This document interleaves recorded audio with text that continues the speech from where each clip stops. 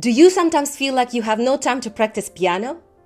In this video, I'll show you my 15-minute practice routine and the approach I take to get the most out of the limited time at the piano. Hi everyone! If you're new to my channel, my name is Lena and I play piano for pleasure. I'm a returning piano player, and on this channel I share my musical journey and helpful tips with other piano enthusiasts. If you're looking to get the most out of this amazing hobby, then be sure to subscribe and hit that notification bell for more videos like this one. The idea of this video came up to me just recently. I remember working all day, then cooking up dinner for the family, then washing the dishes, just the usual fun stuff. And it was already getting pretty late, so I thought that maybe I shouldn't even bother with playing piano that night. But then my husband took our son to have a bath, which meant that I had about 15 to 20 minutes to myself. So I thought, this is the only opportunity in the day when I can have some me time, and I'm going to use it to play some piano.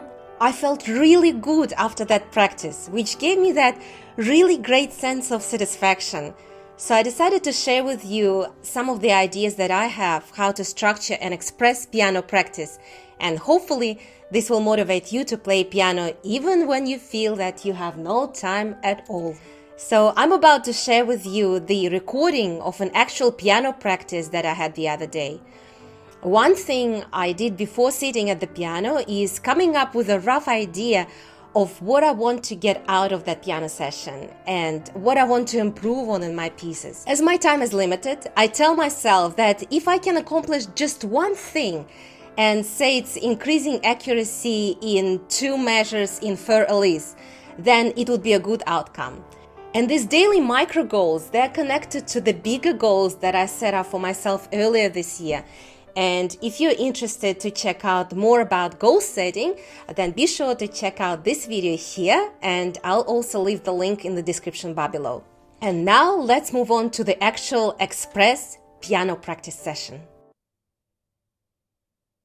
All right, so first I'm setting up my phone, and I'm using an app called A-Tracker because I really like tracking my time at the piano, and I feel really good about it, that every minute that I spend at the piano is recorded. I don't know, I just have that thing about it. So it's called A-Tracker if you want to check out this app. And then going to the warm-up, which takes me about 3 minutes or so. And because here I have really limited time at the piano, I only have 15 minutes, so I'm really trying to maximize it and trying to use my time efficiently. And rather than using a scale or a hand-on exercise, I'm using an actual piece from my repertoire. And the piece that I chose here is Bach's Prelude in C major, which is a beautiful piece, and I've been playing it for quite some time now. I think it's really great for warming up the fingers, and by playing it several times a week, it really helps me to commit it to a long-term memory as well.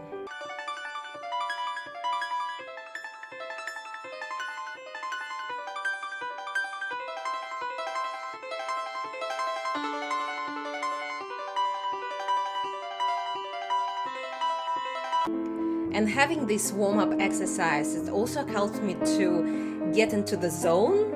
I can't just go and rush into doing some exercises, doing the drills. I find it quite beneficial to have that little warm-up to just get into the zone, get into the flow of playing the piano. I find it really, really helpful.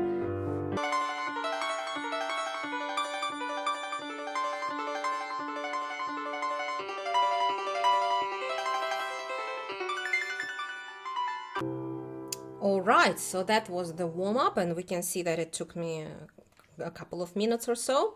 And now getting to the actual practice session. So I think I've spent 8 or 9 minutes doing the practice, and you can see that I've been using the book so much that the page is actually falling down. I should use some sticky tape to put it back. In the book, and I'll show you which book I'm actually using. It's a really, really good book if you want to check it out. So here's the book. I'll leave the link to the book in the description bar below. It's called The Big Book of Classical Music. So the piece that I've decided to choose here for my practice is Fur Elise. And I don't know why everyone says, oh, you know, Fur Elise is so easy, you know, it's one of the easiest things that you can play on the piano. I highly doubt it. I think that the first part, you know, that's the easy one. The one that I'm trying to master is the middle part, the minuet. I've been working for quite some time on that. And what I'm doing here is really trying to identify the most challenging part in that. I know that there is that particular spot that I just can't work out. So you can see I'm really trying to slow down, really slowing down and working on that particular measure that is giving me trouble, because I feel that it's really sloppy. There are just a couple of measures that I still can't get right in the whole piece, and that's why I haven't uploaded it yet. I just feel that it's kind of sloppy. So I'm using my time here to work on this piece, on this measure again and again.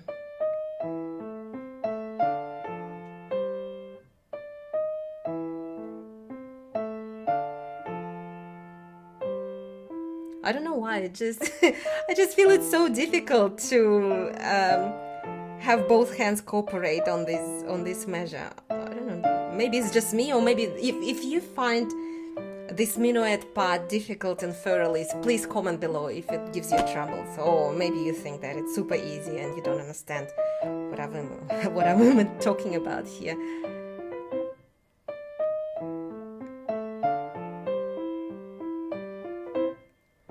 And then I realized that the part that is giving me trouble is actually my left hand.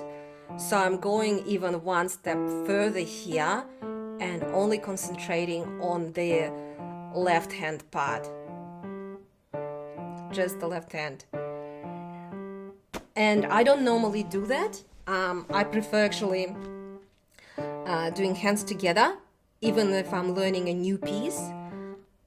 I normally just, you know, practice with both hands together. But it's those extreme situations when I can't figure something out, then I'll separate and work on either right or left hand. In this case, it's the left hand that is giving me trouble.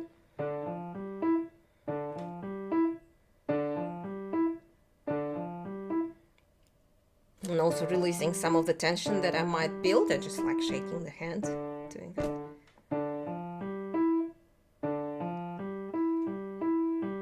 And then eventually you'll start feeling that you get more and more comfortable. You get that butter smooth feeling in the hand, you know, when the muscle memory kicks in as well. And sometimes it doesn't happen for me, even after several days. It just takes time to settle in and get into my brain to develop that muscle memory.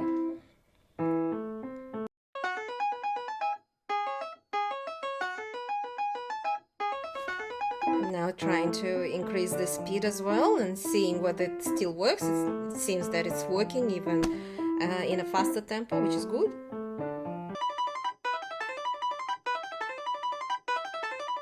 Okay, now hands together again and seeing whether it works with both hands. Seems to be working a bit better.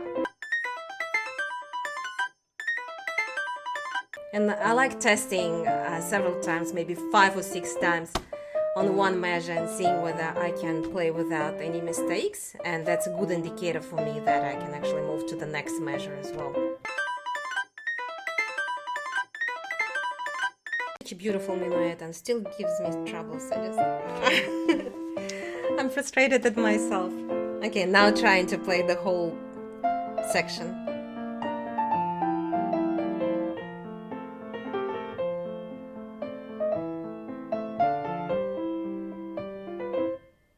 I think it sounds a little bit better now than at the start.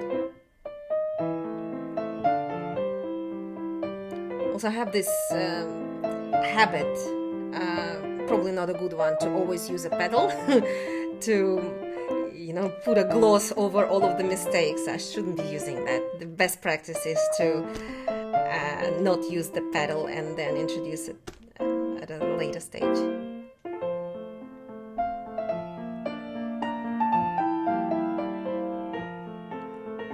It's actually good for me now to even rewatch this practice session, because I'm looking at it and it's like, oh yeah, don't use the pedal next time.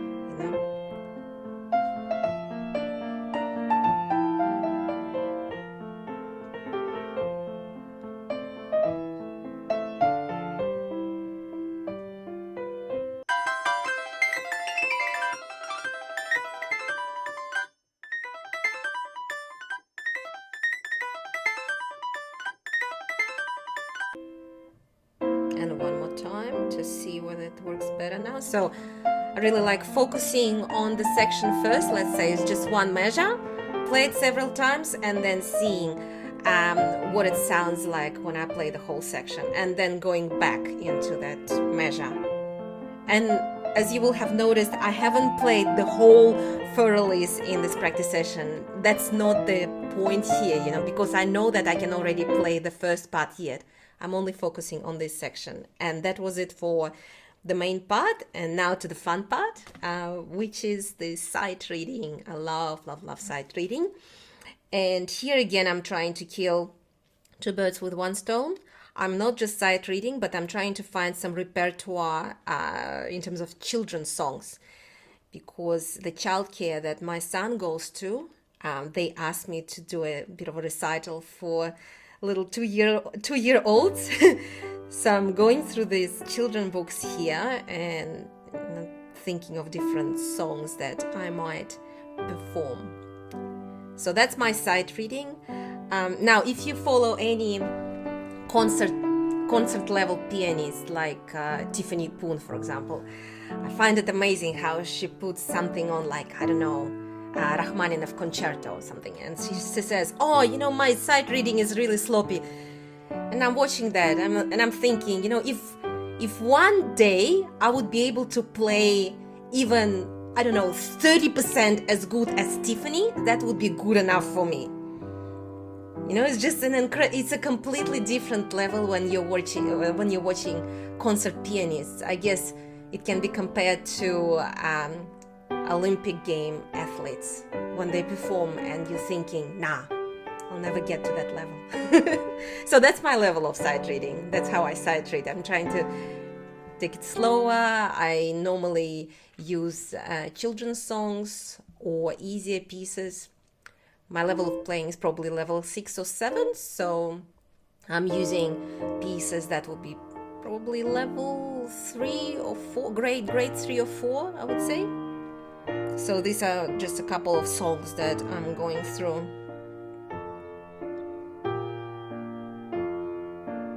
And I just love sight reading. I love decoding those little black dots and hearing what it actually sounds like on the keyboard.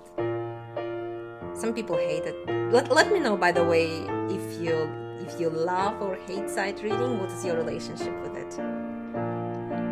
And since I've started playing the piano a year ago, returning to piano, I feel that my sight reading has improved so much. But obviously, as you can tell, still a lot to improve on.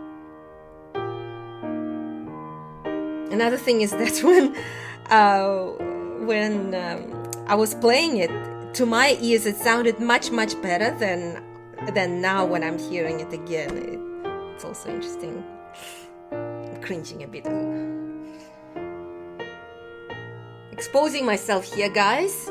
Normally I would present a polished piece that I've been working on for several weeks. Here is just a piece or a song that I've never played before. That's what it would sound like.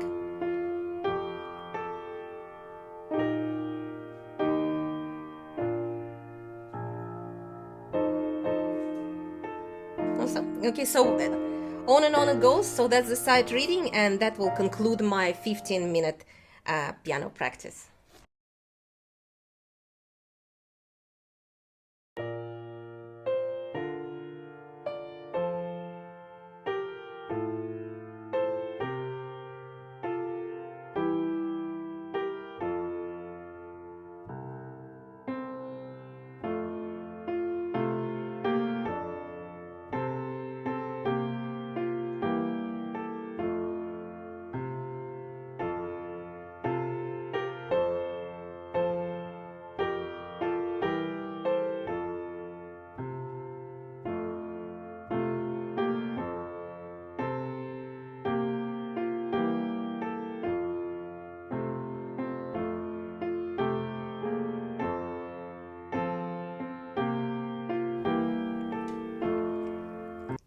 So this was just a short and sweet practice that made me feel really good about myself, because by spending just 15 minutes at piano, I made another little step towards the piano player that I want to become. If you found this video helpful, I would really appreciate if you hit that like button. And if this video gets 200 likes, then I'll share with you my ultimate piano practice session. I'm also really keen to know what your piano practice session looks like when you only have 15-20 minutes to spare. Please comment below, and I'll see you in the next video. Пока-пока!